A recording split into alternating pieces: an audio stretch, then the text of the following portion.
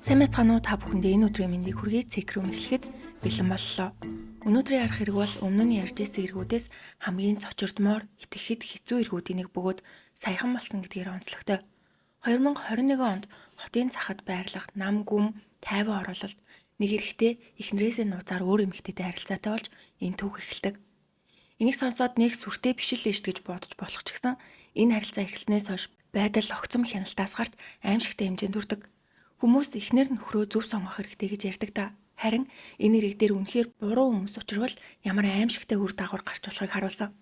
Нээдэн богино хар үстэй, цахалтай, байгаль дуртай, биен дээрээ цэцэг, мод зэрэг байгалийн төрстэй шивэстэй байсан. Нээдэн 1993 онд хотын захад төржээ. Хүүхэд өсвөр насны нь ямар байсан талаар тодорхой мэдээлэл байдаггүй. Ахлах сургуулаа төгссөний дараа хэд хэдэн удаа хууль зөрчил зэрэгт холбогдож байсан. 2016 онд анхаар зэргээр 2017 онд цогтуугаар тээврийн хэрэгсэл жолоодсон. Тэр дундаа хүндрүүлэх нөхцөлтэй эрэгт холбогдсон. Түүнээс өмнө цогтуугаар жолоодсон эрэг олон байжээ. Магадгүй өмнөх эргүүдээс нь болсон уу? Цагдаа нар нээднийг аюултай хүн гэж үзээд галт зэвсэг эзэмшгийг хоригдсон тушаал гаргасан байдаг. Гэтэл нээдэн зэвсэг тэтгэхий дуртай тэрээр гэртээ 10 орчим буутайсан. Зүгээр хадгалаа зогсохгүй сошиалд буу, сум, хуйгалсан хувцастай зураг идэг байжээ. Америкт цагдаа, цэрэг, зэвсэгт хит их сонирхолтой, өөрийгөө ямар нэгэн тусгай хүчний хүн шиг харуулах дуртай хүмүүс байдгийн нэг нь нээдэн бөгөөд байнга буудлагын талбайд очиж дадлах идэг байсан. Тэгээд бүр энэ сонирхлоо бизнес болгожээ. Өөрийнхөө гэрт олон камертай хэн нэг нь намайг ажиглаж магадгүй гэж боддог байсан нээдэн өөрийн компани байгуулж айлуудад хамгаалтын камер суурлуулж өгдөг ба үйлчлүүлэгчдэд хувийн хамгаалалт, бие хамгаалагчийн үйлчилгээ үзүүлнэ гэж сурталчилдаг байсан. Хамгийн инээдтэй нь галт зэвсэг эзэмшгийг хоригдсон хүн өөрөө буутай хамгаалтын компани байгуулж компанийнхаа сурталчилгааг сошиалд буутай зураг байршуулж идэг байсан. Мэдээж том компани байгаагүй, бизнес нь ашигтай байсан эсэх нь ч тодорхойгүй. Харин 2015 онд нээдэн 22 настай байхдаа нэгэн эмэгтэйтэй танилцжээ.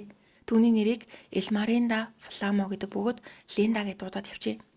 Линда нээднээс бараг 20 насаар ихч 1973 оны 2 сарын 3-нд төрсөн. Тухайн үед 42 настай эмэгтэй. Өөрөөр хэлэх юм бол нээднээс бараг 2 дахин ихч гэсэн үг. Тэрээр өмнөх гэрэлтээсээ 5 хүүхэдтэй. Бүгд насанд хүрсэн. Зарим нь нээдэнтэй чацуу, мөн Линда айл хэдийнэ эмээ болсон 5 ачтай дэвжээ. Өнөр өтгөн гэр бүлтэй хамт амьдардаг гэсэн бөгөөд нээдэн ч тэдний гэрт амьдардаг. Насны зөрүү ихтэйж тэд бараг 6 жил гаруй иржээ. 2021 онд нээдэн 28, Линда 48 настай болж сүү тавьсан. Хүмүүс тэднийг хараад нас бол тоо, тэд үнэхээр сайхан зохицдог гэж боддог байсан ч бодит байдал огт өөр өжээ. Нээдэн Линдагаас нууцаар Tinder, Instagram, Facebook, Snapchat гэх мэт олон платформ дээр эмэгтэйчүүдтэй харилцдаг байжээ.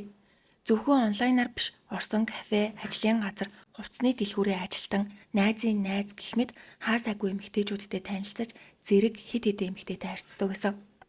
2021 онд нээдний Инстаграмд үнэхээр үзэсгэлэнтэй 40 гаруй насны болгар эмэгтэйгээс "Сайн уу? Би чиний Инстаграмыг харлаа, дайггүй харагдчихээн" гэж бичсэн байв.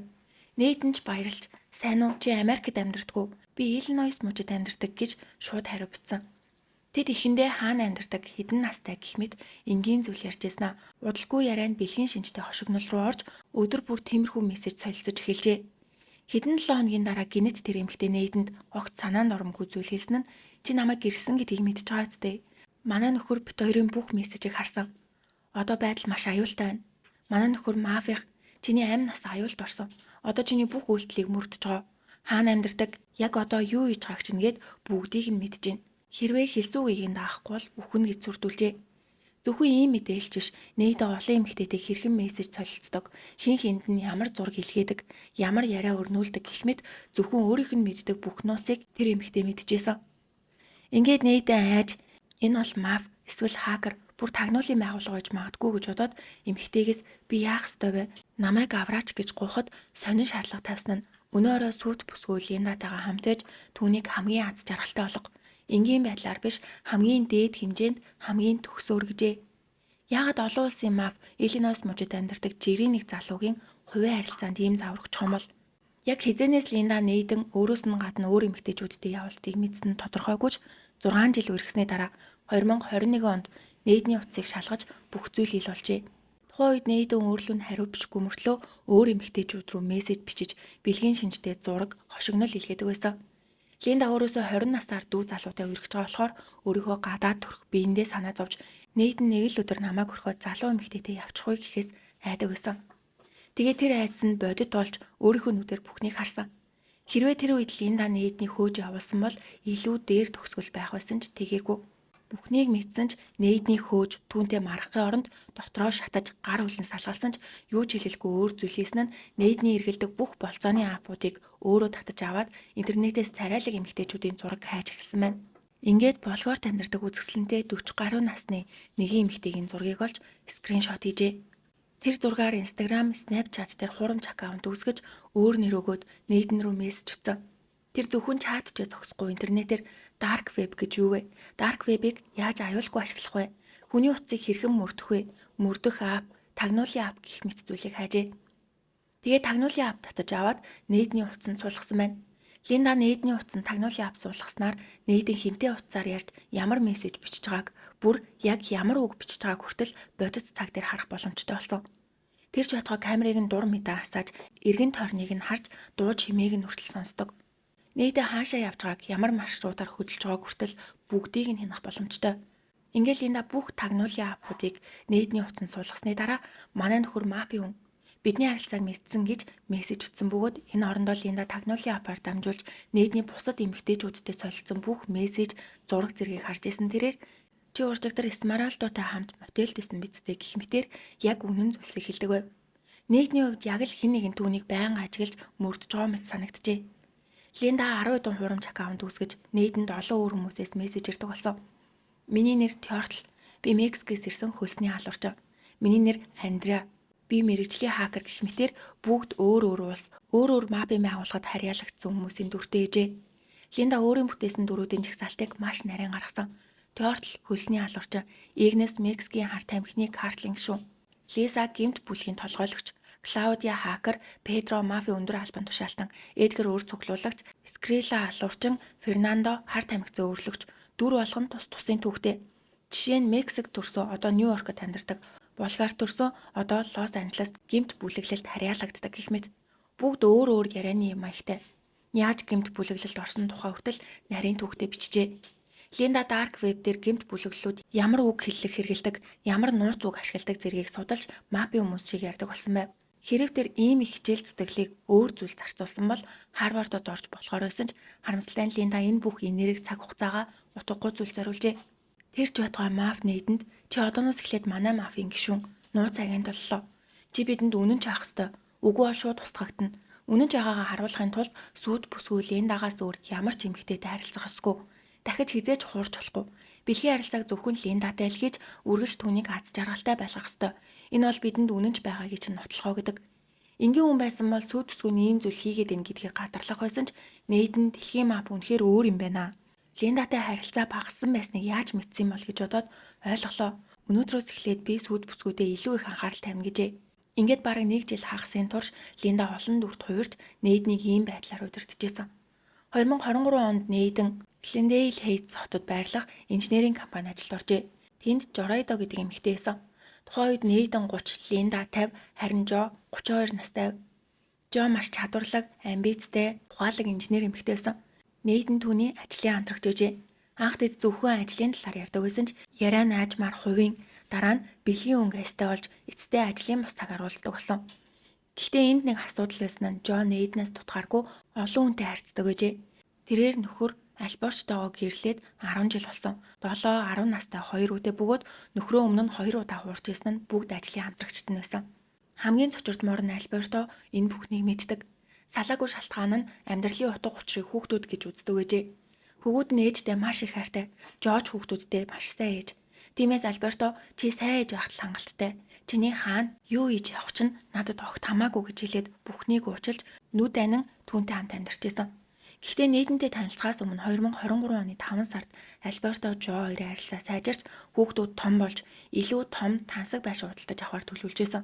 Гэтэл Жо шинэ ажилтан Нейдэнтэй танилцаад дахин дурлан түүнийг найз нөхдөд танилцуулж Нейдэн үнэхээр царайлаг, бид бол заяаны анууд, яг л Ромео Жулиетто хоёр шиг гэж ярьдаг байв. Нейдэн энэ хүртэл зүгээр л хөгжүүлдөх зугаацах эмэгтэйчүүдийг хайж авдаг байсан. Харин Жо өөрийг нь чин сэтгэлээсээ хайрлаж байгааг хараад энэ нь түүнд маш их таалагдаж түүнийг ч бас жинхнээсээ хайрлаж эхэлсэн. Нэйдэн хизээ Жотой уулзаж юу ярьж хоёр биерэн рүүгээ ямар мессеж илгээж хаана хинтээ хамт байгааг бүгдийг нь харсан Линда эцэст нь дэлбэрч өөрийнх нь төлөө мафийн Карлийн дүрд хүртэл орж 2 жилийн турш өөр эмэгтэйн дүрд хувирч эхнэрээ оруул ална гэж санал хийлж байхад дахиад өөр эмэгтэйтэй уулзаж бүр хайртай болцсон байгаа нь Линда галзууруулсан. Тэр салгын оронд жүжигийнхээ цар үрээг улам томруулж илүү занл хийсэн мессежнүүд илгээх сонголтыг хийж манай мав чиний Жотой шинэ харилцаа эхлүүлснийг мэдж байгаа. Одоо шууд наад харилцаагаа дуусгах гэдэг. Уг нь Нэйдэн баригдахаас айж зураг мессеж автоматар устгадаг ап ашиглаж маш болгоомжтой байсан ч бүх зүйлийг мэдсэнийг хараа сандарч эхэлдэг. Мэдээж ийм ап ашигласан ч Линда тагнуулын апаар дамжуулж бодит цаг дээр бүхнийг харж исэн. Мав Нэйдэнд одоо Жотой харилцаагаа дуусгаж Линдад гэмшсэн сэтгэлээр илүү анхаарал тавь. Дахиж өөр эмэгтэйчүүдтэй холбоо ярих ёсгүй. Энэ бол сүүлчийн анхааруулга гэдэгч Нэйдэн энэ удаа Жод сохортлоо дурлсан тэрээр өмнөхшгөө айж дуулууртай байхаа болж мафийн мессежнүүдийг үл тоож эхэлдэг. Сүүлдээ Линда Жо руу Нэйдэн бол манай мафийн гишүүн. Маш аюултай хүн. Чи бидний зөвшөөрөлгүй энэ үнтэй харилцаа.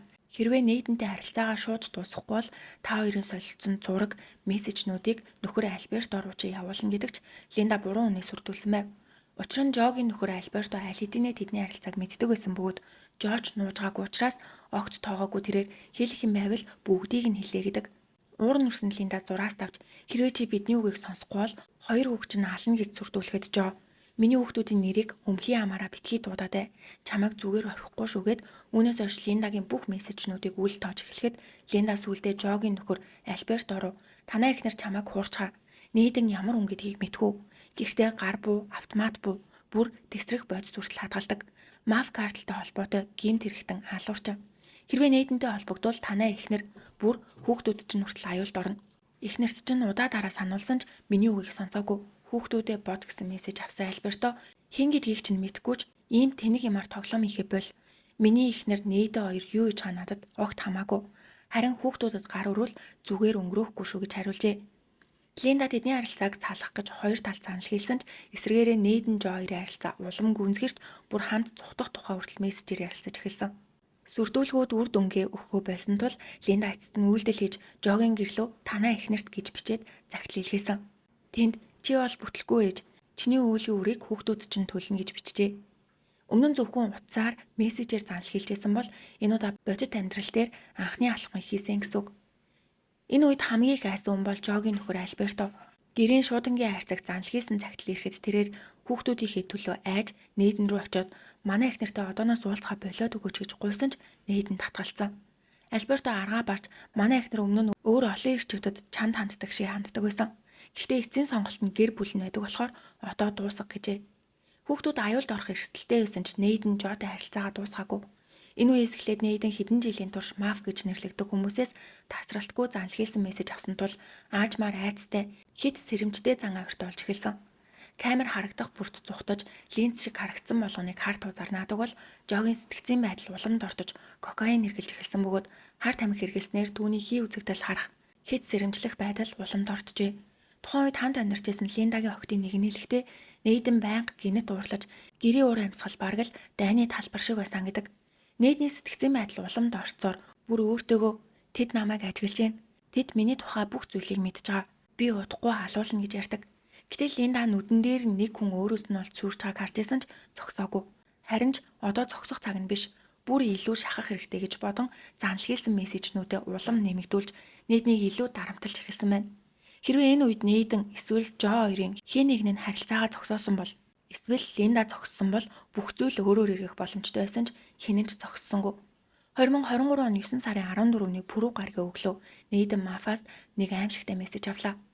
Сүүлийн хэдэн жил чамд мессеж илгээж исэн хүн бол 40 гаруй насны болгоор эмэгтэй биш. Чиний ойрын хүн бидний мэдээлэгч. Тэр хүн бидэнд бүх мэдээллийг чинь өгч байсан гэдэг.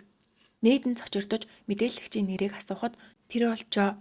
Анхнаасаа чамайг тагнахын тулд чамтай ойрцсон. Түүний дараагийн даалгавар бол чамайг алах. Хэрвээ чи амьд үлдэхийг хүсвэл эхлээд Жог алах ёстой гэдэг. Тэр үед Нэйдэн аль хэдийн хүнд хэлбэрийн паранои буюу хүмүүс өөрийг нь хорлох, хуурах, дайрах гэж ингэж маш хүчтэй итгэх сэтгцэн эмэгтэй болсноос гадна кокаины хамааралтай болсон учраас энэ бүхэнд итгэж тийм болохоор л Жо надтай сайхан харилцаж байсан юм байна. Намайг ажиглаж дараа нь алах гэсэн юм байна. Маф миний бүх нууц мессежнүүдийг мэддэг байсан нь ийм учиртай байж гэж утсан. Линда Мафийн дүрээр дамжуулан Нейдэнд хэрвээ чи энэ бүхнийг дуусгахыг хүсэх юм бол Жог өөрийн гараар алах ёстой. Гэхдээ зөвхөн Жог алах нь хангалтгүй. Чи манай Картлийн гишүүн учраас Картлийн хэм маягаар түүний нөхөр хүүхдүүдийг хүртэл бүгдийг нь устгах ёстой гэхэд Нейдэн ойлголоо. Би өшөөгөө авч гэрт очиод хүүхдүүдийг нь хүртэл ална гэж хариулжээ. Тэрээр энэ мессежийг авмагцаа өвцөн гэж хэлээд 3 хоног ажилдаа яваагүй бөгөөд Жотой холбоо барихаа болсон. Гэртээ сууж хажуу руундээс нь Линда буюу Мафтай хамт Жог хэрхэн алах төлөвлөгөө боловсруулж эхэлсэн. Тэр үед Линда Тёртл нэртэй хөлсний алуурчны дүрээр Нейдэнд мессеж хэлгээж одоо би чамд Картлийн хэм маягийн цаазын ажиллагааны зааврыг өгье. 3 хоногийн дараа өөрийн 3 цагт тэдний гэрт очих ёстой.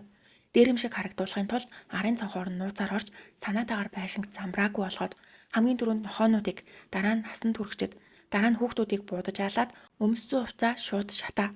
Америкт жил бүр хичнээн олон шийдэгдээгүй аллаа гэдгийг мэдхүү. Санаа зовлтгүй.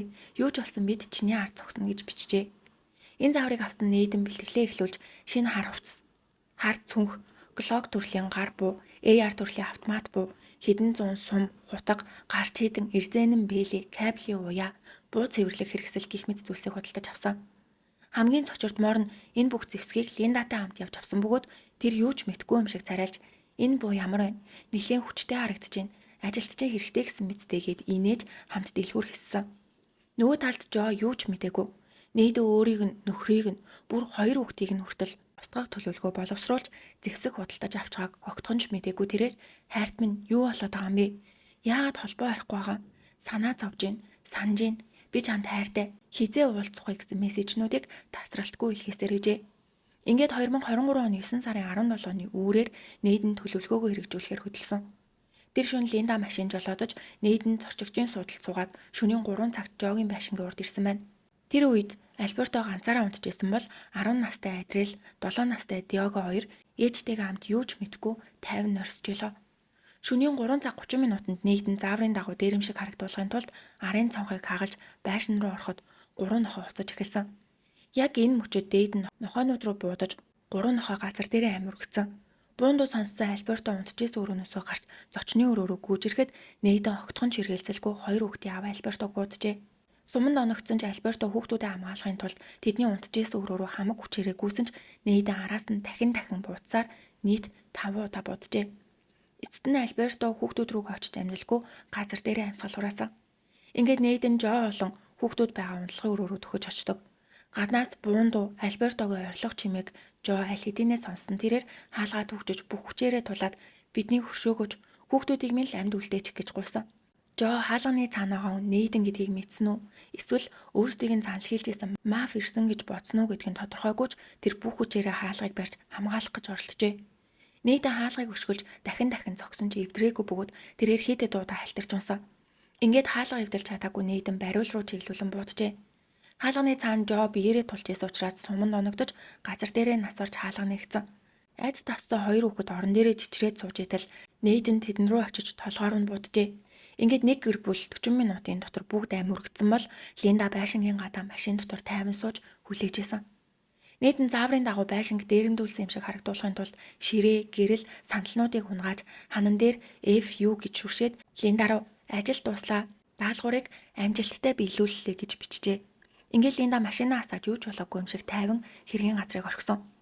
Гэртээ очиод Линда дахин утсаа асааж хурамч Instagram аккаунтаараа Нейдэн рүү хэрийг яаж хийсэн талаараа тайлгна. Нотлох баримтыг ингэж устгах, хувцаа шууд шатаа. Цагдаа ирэх юм бол ингэж яар гэхэд Нейдэн би төгс гүйцэтгэнэ гэж хэлдэг. Маргааш нь Жо Альберто хоёр ажилдаа ирээгүй тул санаа зовсон ажлынхаа хүмүүс цагдаад мэдгцэн. Цагдаа нар байшинд очиход яг л аимшигын кино шиг дүр зураг өгдөжээ. 4, 3 нохой бүгд буудуулж ямаа алдсан байв. Бараг л Картлийн маягийн аллах шиг харагдсанаас гадна хөршүүд буунд огт сонсоогүй тул дуун амсгаж хэрэгэлсэн байх магадaltaй гэж үздэг. Цагдаа нар байшинг шалгахад галт огооны хэсэгт байх гол хаалга нээлттэй. Өөрөөр хэлэх юм бол тэд хаалгаа түгжээгүй унтжээ. Ердийн дээрэмжин байсан бол эхлээд гол хаалгыг шалгана. Хэрвээ хаалга нээлттэй байвал цон хаглах шаардлагагүй. Яг л дээрэмшиг харагдуулахын тулд зориуд зохион байгуулсан мэт санагдсан. Цагдаа нар хамгийн түрүүнд Жогийн нууц амраг Нейдний гол сэжигтэн гэж үзээд очиход Нейдэн бид уулздаг байсан нь үнэн. Гэхдээ би энэ тухай мэдээгүй. Яг юу болсон бэ? Тэр өдөр би гэртээ унтчихсан. Цагдаа ахаа би танаас нэг юм гуй. Линда намайг өөрийг нь хуурч байсан гэдгийг огт мэдээгүй болохоор нууцлаад өгөөч гэдэг. Цагдаа нар Жо Альберто хоёр өмнө нь авсан занл хийсэн мессежнүүдийг шалгаж үзээд эрүүл ухаантай болохоор Линдатай холбоотой гэж бодоод түүнийг байцаасан. Гэтэл Линда Жо гэж хин юм бэ? Би сайн мэдэхгүй байна. Манай найз залуугийн ажлын хүн гэдгийг л мэднэ гэж худлаа ярьдаг. Тэр ингэж яриа зогсохгүй хэрэг гардаг өдөр Нейдэн надтай хамт байсан гэжээ. Цагдаа нар Линдатай ярилцаа түүнийг энэ эрэгтэй холбоогүй юм шиг байна гэж бодсон ч Нейдэн ямар нэгэн байдлаар энэ эрэгт оролцсон гэдэгт итгэлтэй байв. Цагдаа нар Нейднийг мөрдөж байгаа түүнийг Walmart-ын зогсоол дээр байхад нь дахин байцааж чамд бидэнд хэлэх зүйл байхгүй юу гэхэд Нейдэн би хэдэн жилийн турш Болгорт амьдардаг нэг маф эмэгтэй занл хийлэлд өртсөн. Жог алсан үнч тэр эмэгтэй байхаа гэдэг. Цагдаа нарын хувьд энэ нь утгагүй зүйл байлаа. Энэ явдлаас хойш Нейдэн айж хэлсэн тэрээр шууд ээж дээрээ очиж мэдээгээр гараад байгаа Жогийн гэр бүлийн аллахыг би хийсэн гэдгээ хэлэхэд ээж нь уйлаад яагаад гэмгүй хүүхдүүдийг нь хүртэл алсан юм бэ гэхэд Нейдэн тэднийг ээжгүй амьдруулснаас үхсэн нь дээр гэж бодсон. Би харин ч өршөөл үзүүлсэн. Намайг уучлаарай ээжээ. Би таныг дахиж харахгүй гэж магадгүй гэж хэлээд явжээ. Ингээд Нейдэн Линдаг хажуудаа суулгаад зүхтаж эхэлсэн. Энэ орон цагдаа нар мөрдөн шалгах явцдаа нэг чухал баримт олсон нь Жогийн гэрийн ойролцоох хяналтын камерт 2023 оны 9 сарын 17-ны үүрийн 3 цаг 17 минутанд Нейдний машин Жогийн гэрийн урд ирж байгаа нь бичигдсэн байв. Удалгүй цагдаагийн газарт Линдагийн гэр бүлээс ээжтэйгээ холбоо ярьж болохгүй нь найз залуу Нейдэн түүнийг авч явсан байх гэсэн дуудлага ирдэг. Цагдаа нар дараагийн байл Линда байх гэж боджээ. Аз болоход Нейднийг олоход маш амархан байсан. Америкт зарим бүс нутагт автомашины улсын дугаарыг таних камерууд байдаг. Хайж байгаа машины дугаарыг системд оруулахад хаашаа явж байгааг нь шууд илрүүлэх боломжтой. Цагдаа нар Нейдний машины дугаарыг оруулахад түүний машин аль хэдийнэ өөр мууч руу хурдтай явж байгааг олж цагдаагийн ажилчид холбогдсон аллага үйлцсэн с ิจ гтээ илэрлээ. Хажууд нь барьцаалагдсан хүн байгаа учраас хохирогчийг гэмтээхгүйгээр барих ёстой гэж зарлаад хөөцөлдөж эхэлсэн. Нейдэн 180 км/цагийн хурдтай галзуу юм шиг тавхичгаад тусгаарлагч мөргөж машин гаалт авцсан. Цагдаа нар тэднийг аймд ахтан гарах гэж утсан ч машин дотроос 2 удаа буун дуугарч хаалгыг нээхэд Нейдэн эхлээд Линдагийн толгой руу дараа нь өөрийнхөө толгой руу буутсан байв. Ингээд Нейдэн 30, Линда 50 настайдаа нас оржээ. Цагдаа нар 2 дахь хохирогч Линдаг аварч чадсангүй гэж өөрсдөө буруутгасан бол Линдагийн гэр бүл, найз нөхд нь хэвлэлд манай ээж маш дулаахан, сайхан сэтгэлтэй хүн байсан. Тэр галзуу эртээ тааралцснаас болж амиа алдсан гэж ярьдагч удалгүй үний ил болсон. Цагдаа нар Линдагийн гар утас компьютерыг шалгаж үзэхэд Болгар эмэгтэй Теортл, Игнес, Лиза, Фернандо гэх мэт 10-аад хурамч аккаунтаар занл хийсэн хүн Линда өөрөө байсан нь илэрсэн. Тэр зөвхөн Нейднийг биш, Жо, Альберто нарыг хүртэл занл хийлж исэн жинхэнэ зохион байгуулагч байжээ. Тэд зүхтж байхдаа Оклахома мужийн нэг Walmart-д орсон байдаг. Хяналтын камерын бичлэгийг харахад хоёулаа инээж яг л шинэ хотод шинэ амьдрал эхлүүлэх гэж байгаа хүмүүс шиг гэртээ ирэхлэх зүйлсээ худалдаж авч байгаа юм тараgjээ. Тэгвэл Нейдэн яагаад Линдаг алсан юм бол? Линда бүх зүйлийн цаана байсан гэдгийг мэдсэн болохоор алсан уу? Эсвэл чи ч гэсэн цагдаад байцаагцснаас надтай хамт үхсэн нь нэр гэж утсан уу? Үгүй бол Линда бууд гэсэн юм болов. Гэхдээ үнэн нь тодорхой болоогүй. Энэ хэргийн гол сэжигтнүүд бүгд үхсэн учраас шүүх хуралж болоогүй хэрэг хаагдсан. Хохирогч Альбертогийн ах дүүс хэвлэлд ярилцлага өгөхдөө тэр бол зүгээр л хүүхдүүдийнхээ төлөө өөрийгөө золиосч явсан. Хүүхдүүдээ хамгаалахын тулд юу ч хийхэд бэлэн ав байсан. Гэхдээ энэ бүх хүчин чармайлт нь хангалтгүй байсан бололтой гэжээ. Зүгээр л салчих нь хурамч аккаунтаар олон жил хүн сүрдүүлэхээс 4 хүн 3 нохойг алхаас хамаагүй амархан байхад яагаад ийм солиотой шийдвэр гаргасан юм бол? Юу гэж бодож байгаагаа комент хэсэгт бичээрэй. Өнөөдрийн бичлэг маань энэ үрээ дууслаа таалагдсан бол суугтаа лайк болон subscribe дарахаа бити мартаарай. Дараагийн бичлэгээр уулзтлаа. Түр баяртай.